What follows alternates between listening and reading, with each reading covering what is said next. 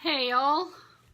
Well, technology has foiled me and I'm not able to figure out how to do the YouTube streaming thing, so I'm doing it on Facebook again today, and I'll figure it out at some point. Used to be I knew a lot of nerd boys, but I don't know any nerd boys anymore. I'm the biggest nerd in the house and I can't figure it out. So anyway, so today's Ask a Witch is on choosing a magical name. And I want to talk a little bit about why a person would choose a magical name, what the name choosing thing is about, and what it has to do with magical practice. So one of the ritual name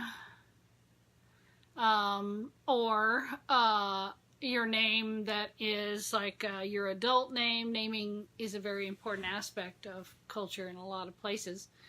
And so in a lot of traditional cultures, when a person comes of an age where you can really see what their personality is like, or when a person takes a ritual initiation into adulthood, or takes an initiation into some kind of religious status, to become a priest or a priestess or a religious specialist of some kind. Usually taking on a name is part of that. Now, when I was first doing my initiation, my first degree initiation many years ago, about 25 years ago, I was asked to choose a magical name, and I didn't really understand what's a magical name. Why do I have to choose a name? And it was explained to me that when we are initiated, excuse me, when we are initiated,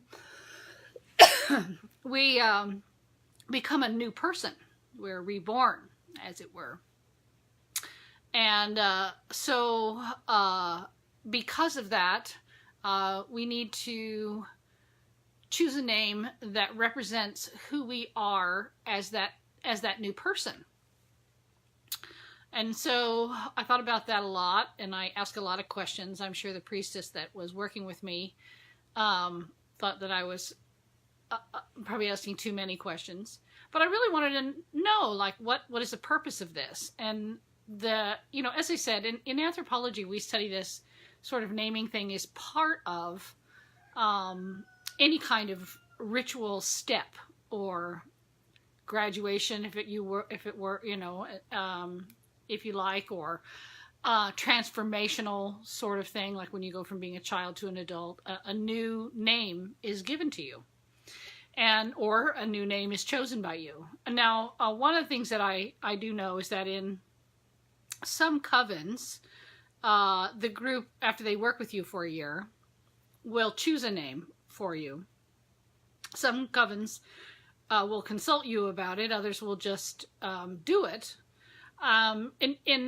As a solitary, which I am currently, I have worked in a coven, and when I was the high priestess of a coven, I never felt like it was my place to choose a name for someone else. I felt like it was something that's very personal. It's like a name that you have that you use only when you speak to God or to Goddess.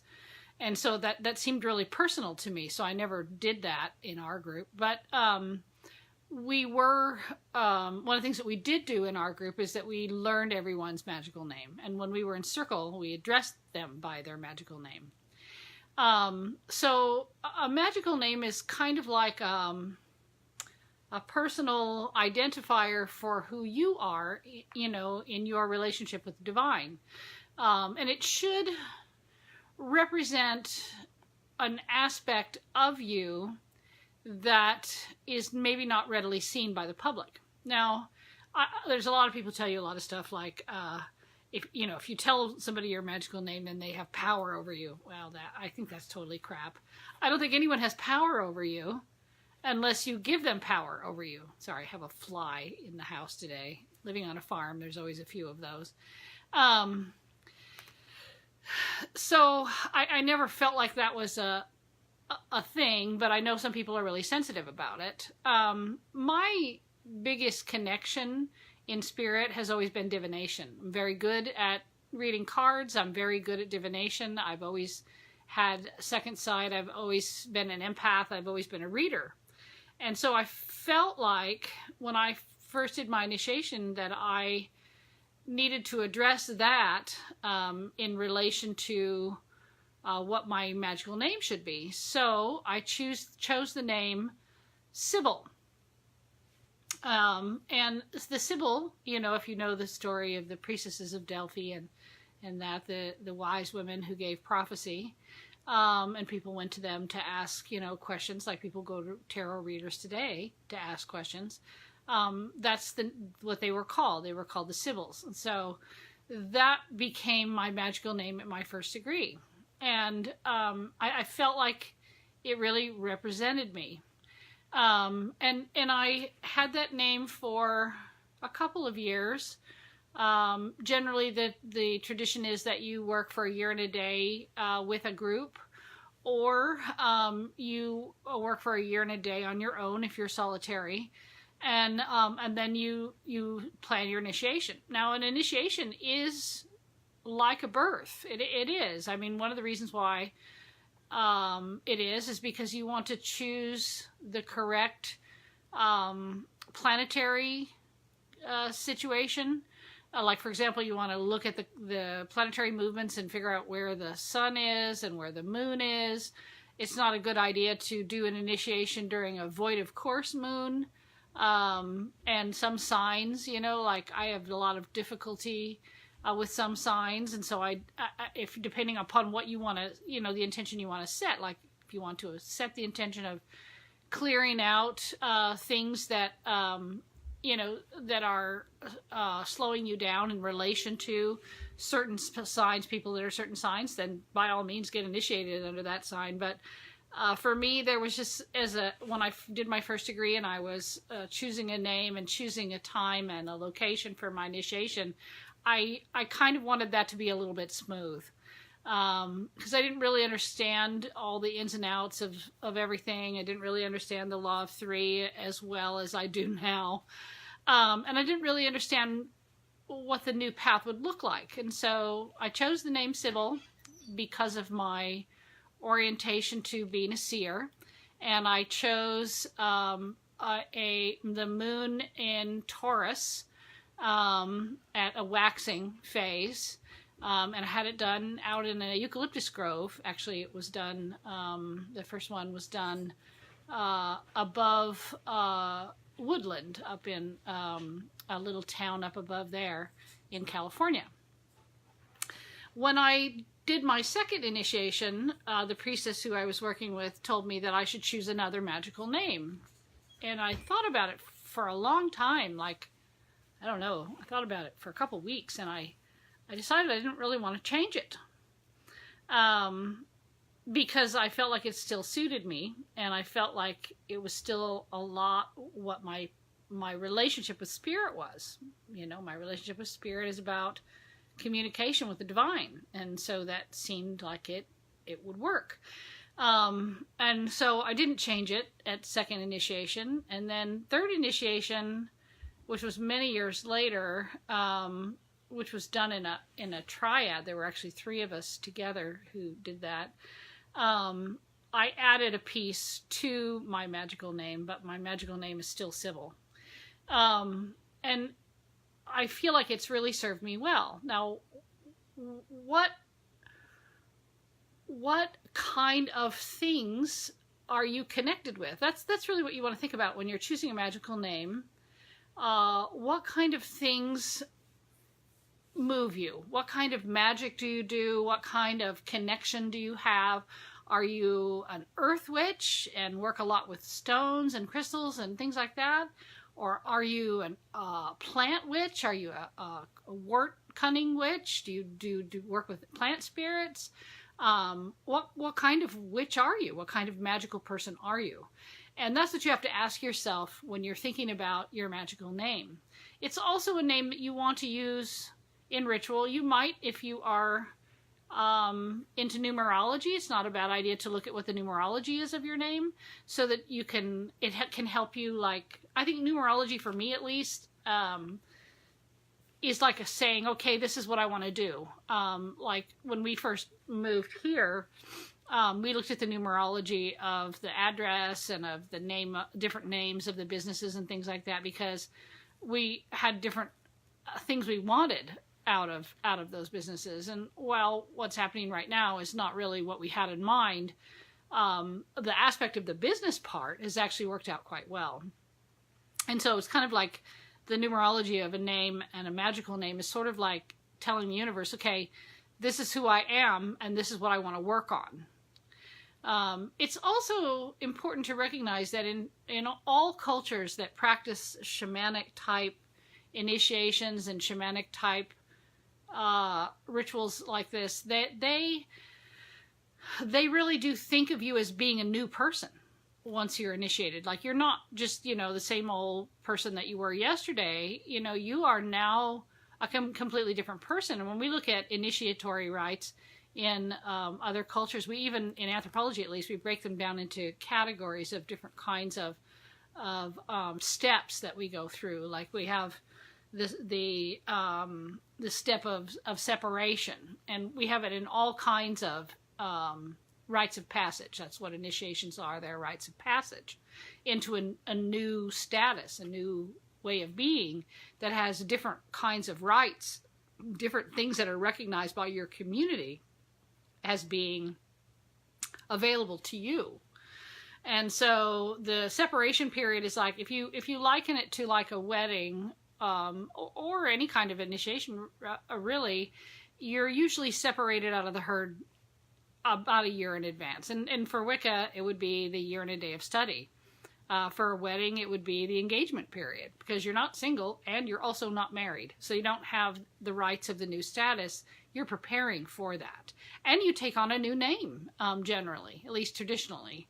And so the separation portion is for you to prepare for transformation. And that's what the initiation does. So when you transform into a new being, you, of course, are going to need a name. The second step of initiation is the liminal stage, or the ritual stage, or the I'm in the middle of it stage. And that's generally the rituals that go on for initiation. Of course, it's the preparing by, dressing in whatever magical gear you're going to be wearing, any jewelry, that sort of thing. But it also includes the actual rituals, in the circle. In a wedding, it would be all the preparing, the something old, something new, something borrowed, something blue, and also the ceremony from start to finish is that liminal stage. And in that stage, according to every culture I've ever studied, you have no status. You have no name. You have no status. You're kind of you're in that transition period. You're having a transition ritual. And then the reincorporation stage is the last stage of initiation, which is where the name is assigned. And in a wedding, it's, I now introduce to you Mr. and Mrs. So-and-so. In initiation, it's really very similar. It's sort of like, okay, here are these new initiates. These are their names, and this is now their status. And this sort of thing, I know that we have solitary tradition, but I would say that most solitary initiations that I've done and that I've attended are not coven organized, but they are also not alone. I know people have told me that they've done an initiation completely on their own, but I've never seen, and no one I know, at least, has done an initiation that way. Initiation was done with anywhere from 1 to 10 other people. In culture, the reincorporation stage is the point where the shaman says to the community, hey, this person now has a new status. This person now has these new responsibilities and these new rights, and maybe even these new powers.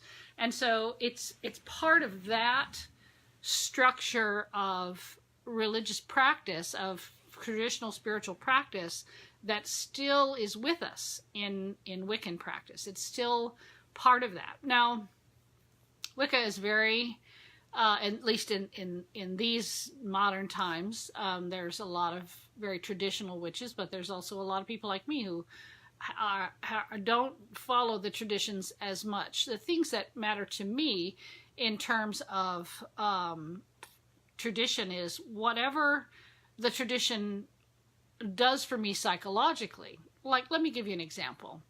When I was doing initiation, one of the things that I thought about was, okay, some of the traditions are that you are bound and that you're naked and that you're going to kneel before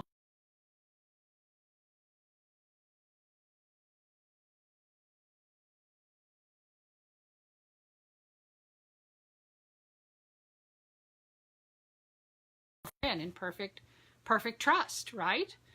And then being skyclad or naked is about shedding ego. You know, we have a lot of ego that we have in our clothing that we carry with us everywhere we go. And, you know, it's about shedding that.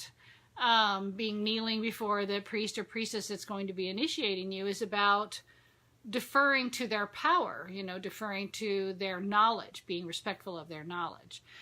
And every initiation I've ever seen is done differently. Some people aren't okay with skyclad. Some people aren't okay with being bound. Some people aren't okay with kneeling, any of that stuff. So it just depends on what does it mean to you. If being skyclad makes you uncomfortable, then it's probably not what you want to do for your first initiation. Although I would say that by the time you get to a third initiation, you should really be over it.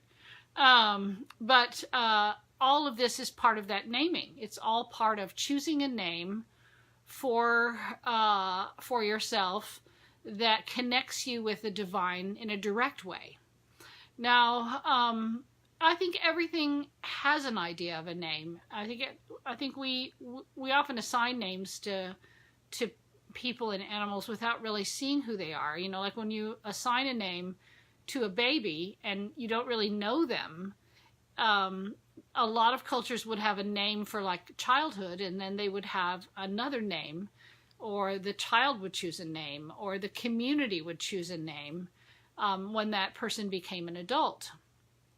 Because the name is a symbol of status. It's just like when we you know, look at our surnames and things like that, you know, in a lot of communities, those are a lot bigger of a deal than they really are here. You know, we say, oh, well, you know, the Era family, or oh, the Wynn family did this or did that. In most cultures that have clans or groups in the community that are associations like that you can always connect with, they would introduce themselves by their last name first. It was one of the things that I actually dealt with when I was working with a Hmong community. When I first was teaching ESL, the Hmong and Mien and Laotian and Vietnamese people all introduce themselves by their last name first, because their family name is more important than their personal name. It says more about who they are and who they are connected with, what matters to their family, what their history is. It says more about them than their personal name does. That was also true of the Hopi, that they would introduce themselves by their clan name first. That was most important, the surname that was the community that they belonged to, and then their family name, and then their personal name. In the United States, European descent people are very egotistical. We're all about, you know, it's all about me. And so first name is always what is the most important name in our society. We don't have the strong family associations that we had in the past. And let me explain why that is. In the past, when we would travel across the land, like for example, when, you know, Scottish people traveled across the land, or Hopi people traveled across the land, there weren't hotels. So they would go from village to village and find the local clan house that had the same clan name as they had, and they were always welcome to stay there with whatever families were there because they were part of the family. No matter how far or wide they traveled within their cultural area, they were recognized by that. Just like today, I can go to Scotland and I can find the clan house for McGregor. And also I can go to any Scottish games and there's always a table for my clan because we're all part of the same family group, the large extended, what we call descent group in anthropology. And so the name becomes then very, very important. If you think about the history of naming and what naming is in a society, then we have to recognize that when we choose a mystical name or a name that represents us spiritually, that's going to be really, really important. Every culture that I know of that has shamans, the shaman will choose a magical name for the apprentice upon graduation, which usually happens after the first successful vision quest. Because the vision quest in shamanic religions is crucial. And this, I think, is true for Wiccan type practice, pagan practice too. I think we've stepped a little bit away from it because we don't understand it as well as maybe once did. But the general resounding view in the world is that if you have not had a transformational experience, a vision quest experience where you've had one foot on the other side or you've been on the other side, then how are you ever going to talk to spirits? If you haven't ever been to the other side, how do you know who to talk to? Was there anyone there to meet you? Did they say anything to you? Is there, what are your skills as a shaman if you can't talk to the dead? Because that's required as in shamanic traditions. And in Wicca, which is also a shamanic tradition, though a newer one, it is understood that when one is going to be practicing, magic and healing magic and that sort of stuff, you're going to need the aid of spirits. And so you're going to need to be able to call them. And that's another place where naming becomes important. You're going to need to call them by name and, have them come and assist you. You'll need them to know your name and you'll need to know theirs in order to call them forward and work with them as a magical person. So, it's important for us to recognize that names have always held a lot of power in culture, in traditional culture. I know that we tend to, as I said, only put emphasis on the first name or nicknames in the West. It's almost like, I think a lot of cultures view it as like hiding. I know that when I first met my first ESL classes of Hmong and Min and Laotian and Vietnamese people, they really wanted to know what my family name was.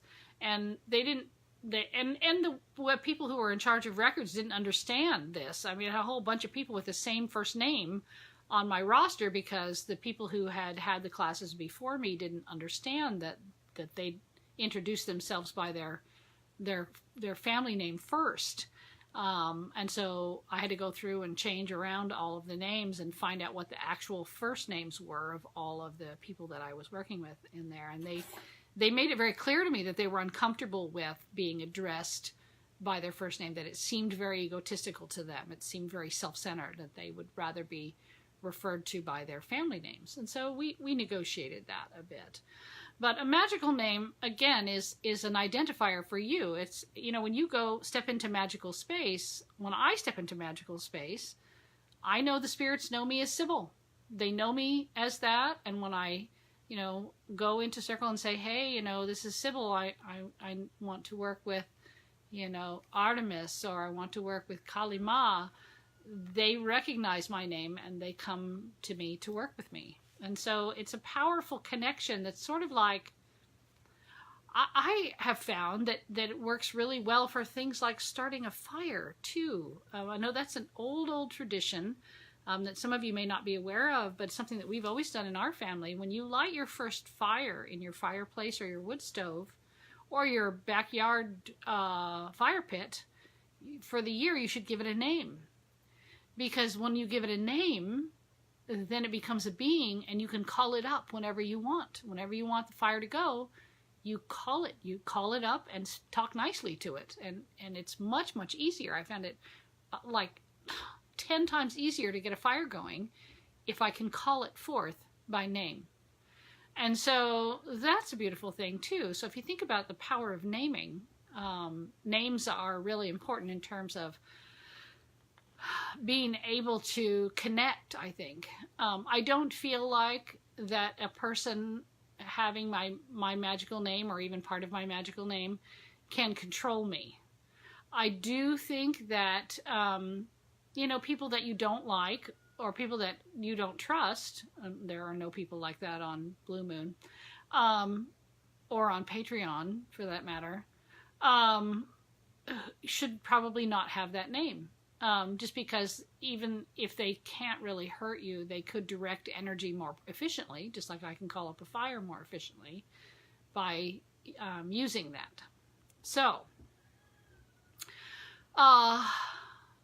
okay, I'm not sure what time it is.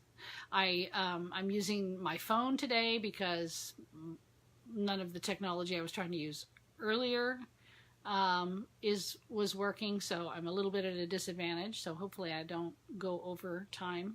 I'm not sure how long I've been at this, so if anybody wants to tell me what time it is, because my phone doesn't tell me when it's in this mode, that would be lovely. And also, I'm interested in seeing if anybody has any questions or thoughts about naming. Oh, amazing. Yeah, I'm pretty good at that internal timing thing. 6:58. Does anyone have any questions? I mean, I have like 27 to 35 viewers of these vlogs, and I keep asking, is there anything in particular you'd like me to talk about? Is there any questions anybody has? Is there any, topics anyone would like me to delve into? And I haven't really got anything back. Hold on. Haven't really got anything back from anybody. So those of you who love these vlogs and watch them every week, let me know what you want me to talk about, because I've got a few more. I've got about 6 more topics, and then I'm asking you. I could go into a number of other things that are more advanced if you would like, but yeah, think about what you'd like to know. Because I have a lot of experience, and I'm happy to share it with you. But anyway, I wanted to let you know that I'm still working on trying to stream through Patreon. I will download this vlog and then put it on Patreon by tonight or tomorrow. And then I will continue to work with the crazy technology for the next week to see if I can get the vlogs to go directly through Patreon, because the visual is better, the digital is better. So thank you very much for attending. It was a pleasure to see you all on, and I hope to see you again next week. All right. Bye.